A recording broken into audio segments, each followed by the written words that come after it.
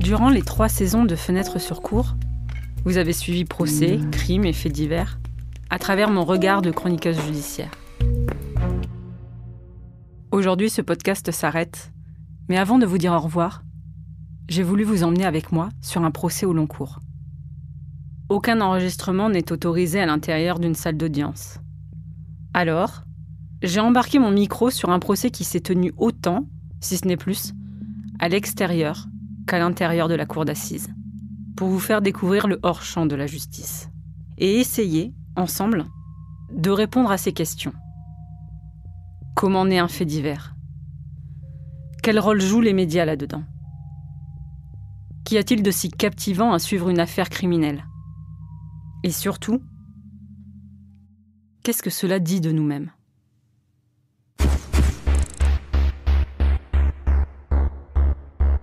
L'affaire Daval, un procès hors champ. Épisode 1, naissance d'un fait divers. Ça m'étonne, parce qu'encore une fois, le fait divers, c'est pas ma tasse de thé. Tous les ingrédients sont là, en réalité, pour que cette affaire... Et apparemment, ça intéresse beaucoup de monde. ...prenne des proportions importantes. C'est fou, pour moi, c'est fou. À ce point-là, il y a quelque chose de magique qui me dépasse. J'ai 2300 personnes de plus qui m'ont suivi en 3 jours. Ça fait 3 ans. Sur Twitter. Et la médiatisation est peut-être même encore plus forte aujourd'hui. C'est ça l'affaire Daval, c'est de la dopamine, c'est de l'adrénaline. On veut faire du buzz, on veut faire de l'image. Bonjour Madame Fouillot. Et c'est pour ça aussi que la meute a l'air d'être... Vous pouvez pas la laisser rentrer ? La meute a l'air d'être violente et agressive, parce que chaque caméra braquée sur quelqu'un, chaque micro, chaque lumière, c'est agressif.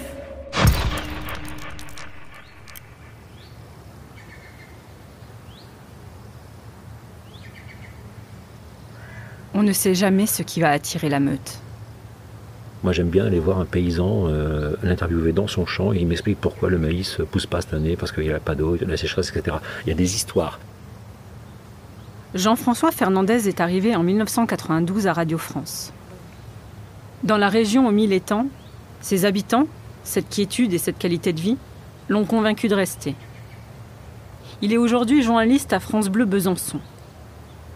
Ici, au moins, il n'est pas à la sortie du Conseil des ministres avec sa perche, à capter le même son que tout le monde.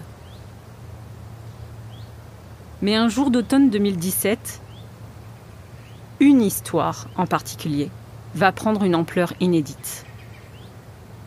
Le samedi 28 octobre 2017, plus précisément, à Gré-la-Ville, appelé juste Gré par les locaux, un homme de 33 ans pousse la porte de la gendarmerie. Il vient déclarer la disparition de sa femme, parti faire un jogging à 9h du matin. Il n'a pas de nouvelles depuis. Il n'est que 12h30, et le mari pleure d'inquiétude. Il s'appelle Jonathan Daval. Sa femme se nomme Alexia Daval, née Fouillot. Elle a 29 ans. L'affaire Daval, ça commence le samedi, j'avais rien vu passer, c'est le dimanche. J'apprends qu'il y a une disparition... Et puis, en fin de journée, j'apprends que ça continue. J'ai un collègue pigiste qui était à Besançon, qui est parti à Gré couvrir le premier reportage sur les battues qui étaient organisées. Jean-François Fernandez est en week-end. Mais son instinct de journaliste le pousse à envoyer un texto à son rédacteur en chef, qui lui répond immédiatement. J'allais t'appeler, tu y vas direct. Et là, j'ai mis le doigt dans l'engrenage et j'ai été happé jusqu'à aujourd'hui, quoi.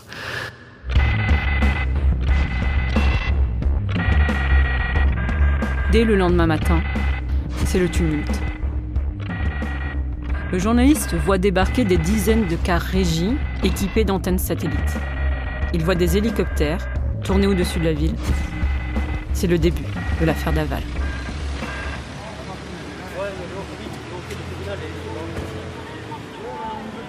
Trois ans plus tard, novembre 2020, 7h30 du matin. Premier jour du procès. On a reçu tous un mail avec la liste des journalistes accrédités. Des journalistes. Normalement, ça se passe sous l'attente. D'accord. Donc les journalistes dans l'attente. Entre la presse écrite, les radios locales et les grandes chaînes télé nationales, Une centaine de journalistes est attendue. Et on va gérer l'affluence, d'accord? Parce que vous savez que là, c'est le tirage au sort. Les jurés, ils sont 32. Et ensuite, ils risquent d'être beaucoup moins nombreux. Donc, il y a cette première phase qui nécessite une certaine intendance.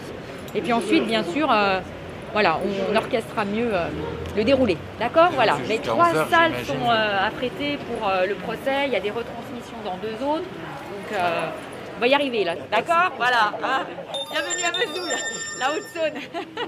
D'accord? Voilà. La plupart des reporters ont suivi l'affaire dès ses débuts. Parmi eux, il y a... Mathias Tesson, reporter à BFM TV depuis 7 ans. Reporter IG, information générale. Mais par la force des choses et par appétence personnelle, je couvre beaucoup de faits divers. Ouais, j'adore ça. Je m'appelle Bertrand Jeannot, je suis journaliste reporter d'images. Je travaille pour l'émission 13h15 de France 2. J'adore ça parce que je trouve que le fait divers, c'est une matière qui permet d'être en relation directe avec les gens, avec les émotions profondes. Le 13-15 m'a envoyé là-bas, à Gray, le 2e jour des recherches du corps d'Alexia. On sentait que tout le monde envoyait tout le monde là-bas. C'est une affaire que depuis le début, BFM TV a choisi de suivre énormément. Dès lors qu'Alexia a disparu, tout de suite, de gros moyens ont été déployés. C'est vrai que le 13-15 aime bien faire des trucs où tout le monde va, mais en observant un peu les choses de manière un poil décalée, justement avec un peu de curiosité sur déjà un pré-phénomène médiatique qu'on sentait, quoi. Quand on fait du fait divers, il y a quelque chose qui est probablement un peu indicible, mais qui est de l'ordre du nez, d'avoir du nez. On est un week-end où il n'y a rien dans l'actu, rien du tout. Je pense que c'est pas un hasard. À BFM, on a la chance de pouvoir envoyer beaucoup d'équipes très rapidement. À l'époque, on est au moins 3 équipes constituées de 3 personnes à chaque fois. Donc c'est considérable et c'est très satisfaisant de pouvoir travailler dans ces conditions. Et c'est ce qui fait qu'à la fin, on ramène de la matière, c'est-à-dire des interviews de proches, que ce soit des époux Fouillot, que ce soit du côté d'Aval. On trouve assez rapidement les possibles avocats.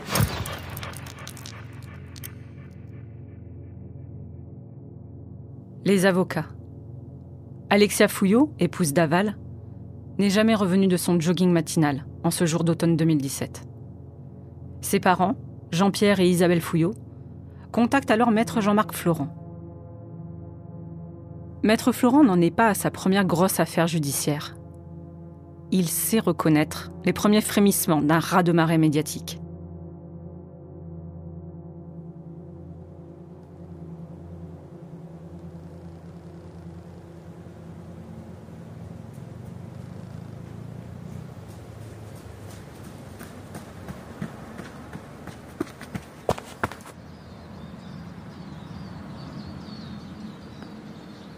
Dans cette affaire-là, il y a eu un mot, je dirais, qui a déclenché tout de suite l'attention et l'inquiétude, c'est jogging, joggeuse. Parce que c'est un thème, parce que plusieurs affaires de joggeuses ont été assassinées en France, et que les premiers éléments de langage, de communication dans les 48 heures de la disparition inquiétante de la victime, ça a été, elle est partie faire un jogging et elle n'est pas revenue. On sait que les femmes, à un moment donné, qui plus est parfois celles qui courent, peuvent se retrouver en danger, peuvent croiser la route de quelqu'un et avec des mauvaises intentions. Et à l'époque, déjà, il y avait tout un débat autour de ça. Les femmes sont-elles en sécurité lorsqu'elles courent dans la forêt? Alexia, elle courait, elle adorait ça. Beaucoup de gens dans l'opinion publique l'ont dit, l'ont écrit.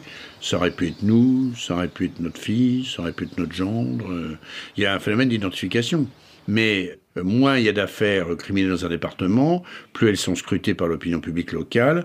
Et si en plus il y a un phénomène fort d'identification à l'accusé, à la victime, à la famille des uns et des autres, disant ça pourrait être eux, ça pourrait être nous, plus la médiatisation est renforcée.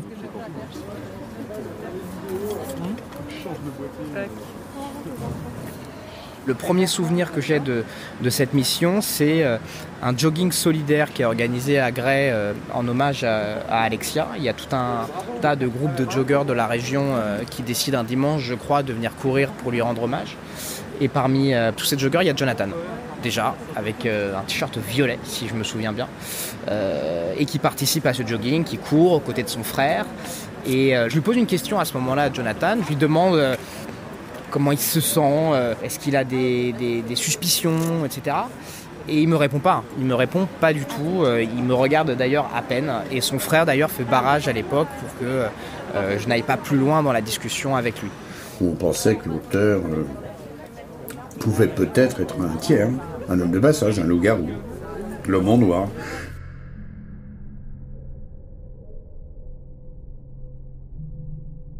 Suite aux battues organisées dans la région, un corps calciné est retrouvé dans le bois de Desmoulins, 2 jours après la disparition d'Alexia Daval. À ce moment-là, Bertrand Janot, du magazine 13-15 de France 2, est au bar La Terrasse, tenu par les parents d'Alexia.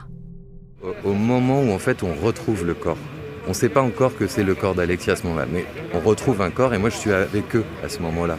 Ils reçoivent un coup de téléphone du procureur qui veut les voir et du coup je filme ça. Donc j'ai un lien un peu qui se tisse aussi avec eux. Ils partent en voiture, rejoindre le procureur qui est aujourd'hui dans la salle d'audience.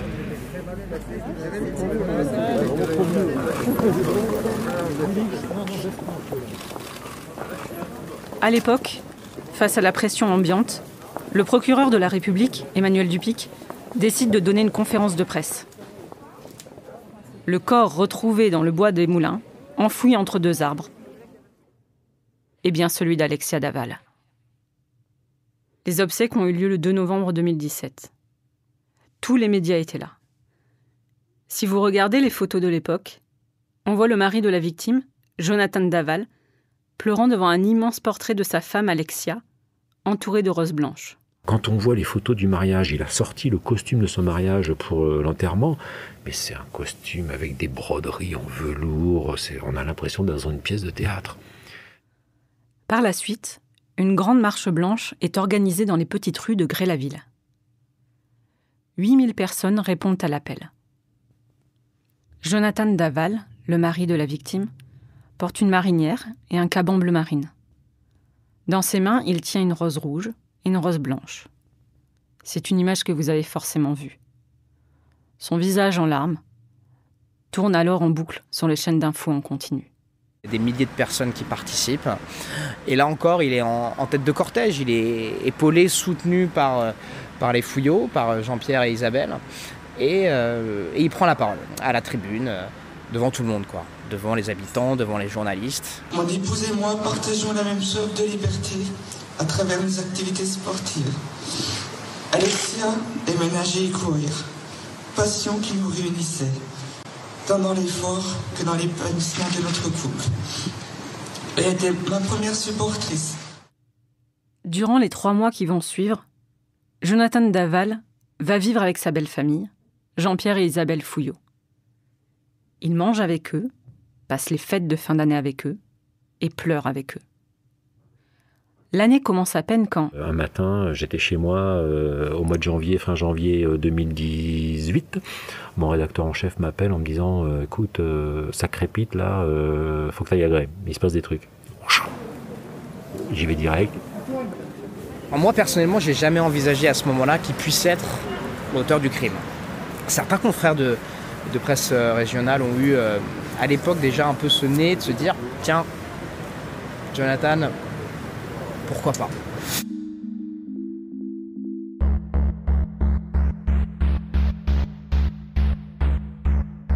Fin janvier 2018.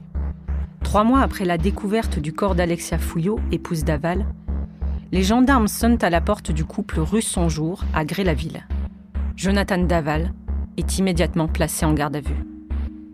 Ses avocats, maître Randall Schwerdorfer et maître Ornelas Patafora, voient leurs clients partir dans le véhicule. À cet instant, ils sont encore les avocats d'un mari victime du meurtre de son épouse. Ils sont avocats en partie civile. Mais pour combien de temps ? Quand on commence la garde à vue de Jonathan Daval avec Maître Patafora, on n'a pas accès aux éléments de preuve contre Jonathan Daval. Le drap, le tracker, les traces de pneus, le bouchon du produit inflammable, on n'est au courant de rien. C'est pas dans le dossier. Il n'y a que les gendarmes qui ont ça en leur possession, le juge d'instruction, et c'est tout. C'est tout, parce que c'est la loi. Leur client étant placé en garde à vue, ces avocats n'ont pas accès au dossier à ce moment-là.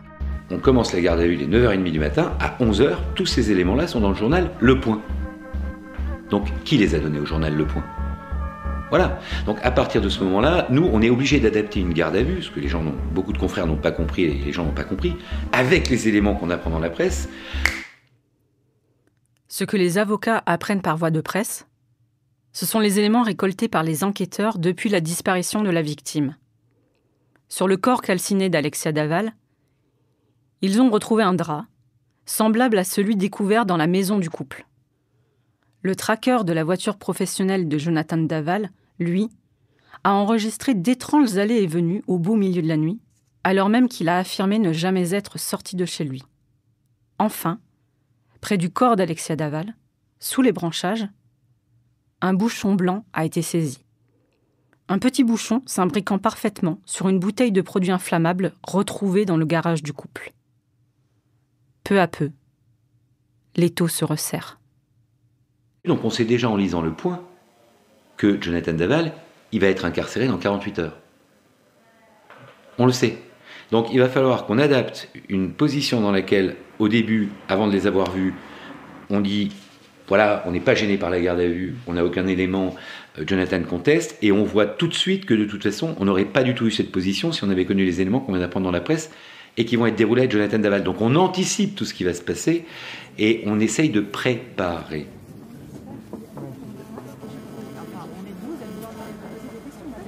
C'est déjà le matin, le fait que votre portable ne puisse plus prendre de messages, que la messagerie est pleine, déjà, systématiquement, tous les matins.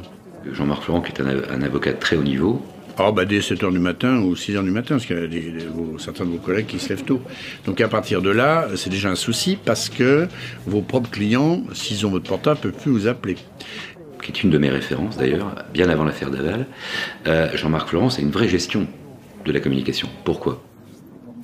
Il y a le standard de votre cabinet qui est également un peu submergé et votre secrétaire se plaint.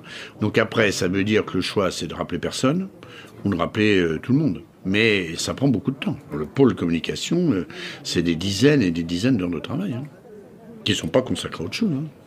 Le mieux, c'est quand même d'organiser des conférences de presse. Et je serais tenté de dire aussi, sur le plan de la prudence, parce que les conférences de presse, les points presse à chaud, en sortant d'une reconstitution haute, c'est un exercice très dangereux. Parce que les avocats, il y a une double limite très précise. Il y a le secret professionnel, dont la violation est un délit pénal, et à côté de ça, peut entraîner des sanctions déontologiques. Les avocats étant une profession soumise à l'ordre, et puis il y a le secret d'instruction également, dont la violation, le recel, est également une infraction. Donc il faut pouvoir informer, donner des éléments, répondre, mais ne pas enfreindre ces deux secrets. C'est un avocat qui a un parcours bien plus étoffé que le mien. Moi, ça fait 20 ans que je suis avocat comme maître Estelle. Jean-Marc Florent a le double d'années de barreau de nous, et il avait vécu l'affaire Dils. Et il a appris, et j'ai appris beaucoup de lui en le regardant. Pourtant, maître Schwerdorfer fait une erreur. Alors que son client est en garde à vue et maintient son innocence face aux enquêteurs, l'avocat sort sur le parvis de la gendarmerie et face à la foule de caméras, il dit Jonathan n'est pas soupçonné par hasard, c'est une réalité, il y a des éléments sérieux qu'amènent les enquêteurs.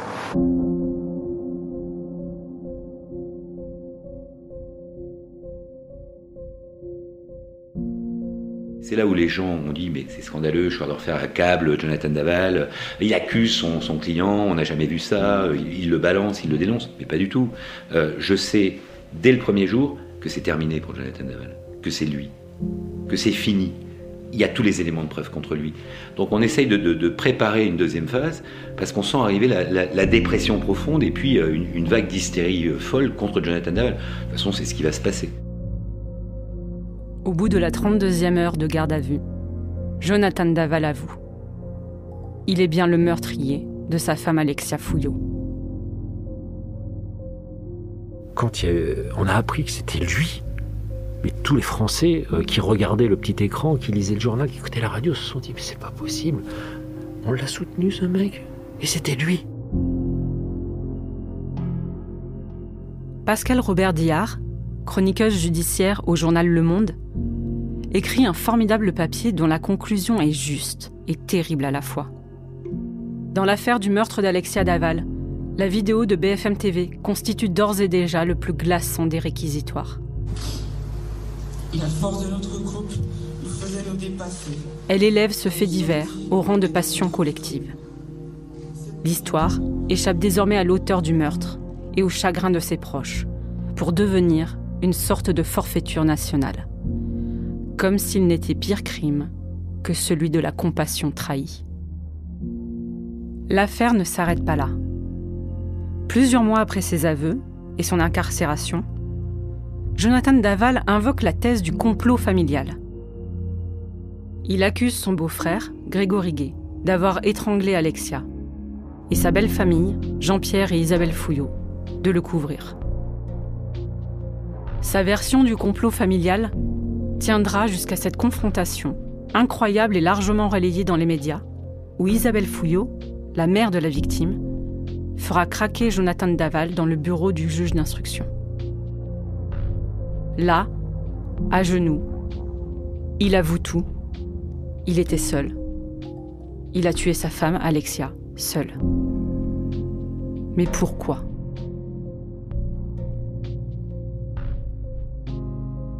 Gustave Flaubert écrit un jour à un ami « Pour qu'une chose soit intéressante, il suffit de la regarder longtemps. » Il ne se doutait pas que 2 siècles plus tard, sa remarque serait toujours aussi pertinente.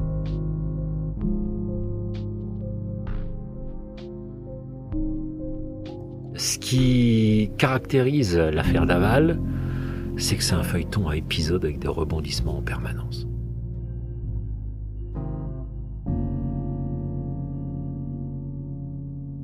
À suivre sur arteradio.com.